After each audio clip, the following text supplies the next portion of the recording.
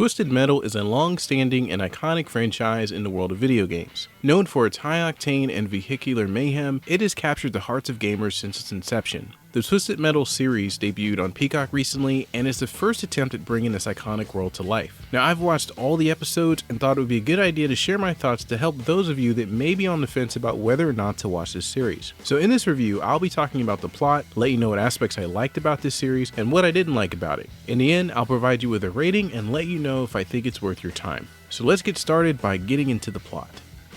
Twisted Metal follows John Doe, a milkman that is tasked with delivering packages across the post-apocalyptic United States. Much of the populace lives in cities ruled by questionable characters. Much of the country outside of the cities has been reduced to a barren wasteland, filled with criminals and many unsavory types. Milkmen must deliver packages from city to city in this dangerous world, and due to the high risk of the job, there is a high probability that they will not live very long. This brings us to the story of John Doe, played by Anthony Mackie. John Doe is a man that's lost his memory due to a tragic accident. He has no memory of his family and life before the fall. He's promised an opportunity to do one final delivery that will allow him to live in the safety of the walls of New San Francisco and have a home. Now, during the journey, John will encounter many different characters and risk his life, all for a chance at peace once his journey comes to an end. Twisted Metal is a series that I almost skipped reviewing because the first few episodes were just boring, and the world seemed all over the place in the beginning. Characters can be brutally murdered and commit heinous acts, but there isn't a reason as to why this is all going on. There is a brief explanation in setup, but early on I felt like the show was trying to figure out what exactly it wanted to be. It does seem to make much more sense as the world is fleshed out a bit, but in the beginning, much of it reminds me of a poorly done version of The Walking Dead or Mad Max with a hint of Deadpool mixed in. If you're a fan of the video games, you may be disappointed by Twisted Metal's lack of vehicular combat. Much of the action and set pieces will take place out of the cars, and the vehicles are more of an afterthought until much later on in the show. This series is violent, and some of it can get a little overwhelming, and it's more of violence just for the sake of violence. Now, don't get me wrong, I've enjoyed plenty of series that have had violent character deaths, but this show isn't very strategic about any of it. The exception is a character that I enjoyed quite a bit, and that is Sweet Tooth, but more on him later. I just wish that some of the violent scenes in this show were not wrapped in so much humor, and instead were there to increase the tension and make us care about certain characters. When the initial trailer dropped for this show, I was concerned about what type of humor we'd see. Twisted Metal is written by the writers of Deadpool, and you can see quite a bit of that humor in this show.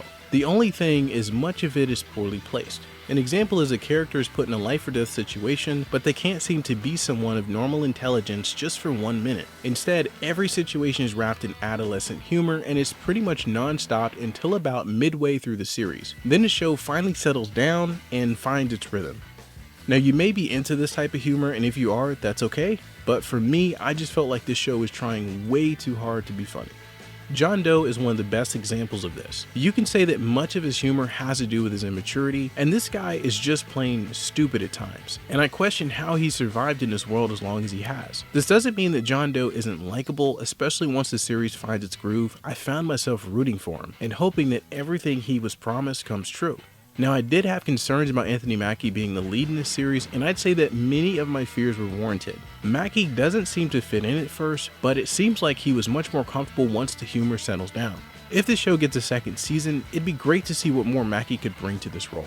Agent Stone and his group are the actual villains of this show, and surprisingly, he's a character I enjoyed. There isn't much to him. He's a former mall cop that took his job way too seriously. He's an interesting character, and he shows us what someone can become in this world when they are given free reign to do what they want without consequences. His group makes rules as they go along and execute their brand of justice on anyone that happens to come across their path. Sweet Tooth was the real standout for me with this show. He's a cool character, a psychopath that is the perfect fit for this world. Sweet Tooth's character seems to command the screen every time he's there. He's a menace that does what he wants, and you can see how someone like him could exist in a world like this. Most of the characters are genuinely afraid of him, as they should be, because he's truly a character that will keep you guessing as the series goes on.